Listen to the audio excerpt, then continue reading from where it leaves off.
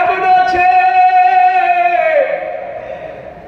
ঈদের দিন আসছে, বাবার লুঙ্গি ছিঁড়ে গেছে, সিলাই করবে 2টা টাকা দর্জিকে দিবে নাই। বাবা লুঙ্গি কেন দেয়? ওই লুঙ্গিটাই মা দিয়ে দিচ্ছে, ওইটা পরে বাবা মাঠে যায়, সন্তানকে বাবা নতুন পাঞ্জাবি পায়জামা কিনে দেয়। জমিরুদ্দিন যায় স্টেশনে, বন্দরে যখন লোকজন ট্রেন থেকে নেমে গলিদা বের হয়, 7-8 বছরের বাচ্চা ডাক দেখায়, কে আছে রে? আপনার লাকেশটা আমার মাথায় উঠাইয়া দেন, আপনার বিটকেসটা আমার মাথায় উঠাইয়া দেন, আমি আপনার গন্তব্যস্থানে লইয়া যাব, যা কিছু বেতন কথা আমাকে দিবেন, আমি আমার মাকে বাজার করে খাওয়াইতে চাই। কোন মানুষ ছোট্ট ভালো জমিরুদ্দিনের মাথায় কোনো টোপলা দিতে সাহস পায় না, তার মাথার মধ্যে কোনো ব্যাগ বন্ধুরে দিতে সাহস পায় না। আপনাদের খারাপ লাগতেছে নাকি? কথা পায় না। একটা জেলার স্বীকৃত ভদ্রলোক জমিরুদ্দিনে দেখুন টাকা, তার মা হয়েছে 5 কেজি একটা ব্যাগ, ওই ব্যাগটা জমিরুদ্দিনের মাথায় উঠাইছে, আলতো করে ধরছে, আলতো করে ধরছে, ব্যাগ তার মাথায় লাগে না, লোকটা ব্যাগের কান তার হাত ছাড়ে নাই।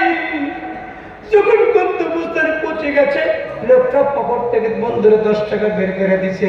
জমিরুদ্দিন তখন ডাক দেয়, সাহেব আমি আপনার কাছে দোয়া ভিক্ষার জন্য আসি নাই, আমার পরিশ্রমের যতটুকু পারিশ্রমিক পাই সেইটাই দেন। এবার আল্লাহর বান্দা মাথার মধ্যে হাত বুলাই দিয়ে গাই, বাবা জমিরুদ্দিন যাও।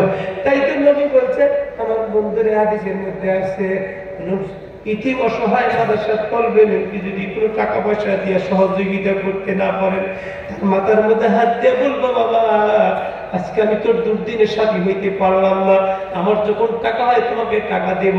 তারপর তার মাথার মধ্যে একটা আদরে হাত সাপ দিলেন, ওই হাতের নিচে যতগুলা লোম চুল করবে ওই পরিমাণ নেকি আল্লাহ বান্দার আমল নামায় দিয়া দেয়। আমার ভাই জমিরুদ্দিনকে বলে, বাবারে যাও, এই টাকা দিয়ে তোমার মাকে বাজারে ফেলে খাওয়াও।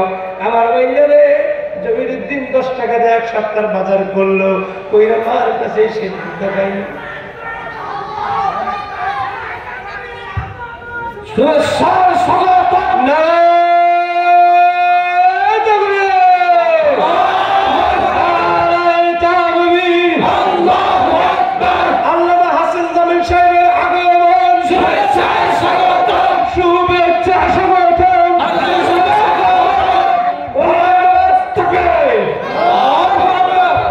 মাশাআল্লাহ, ঠিক আছে, হযরত সাল্লাল্লাহু আলাইহি ওয়াসাল্লাম চলে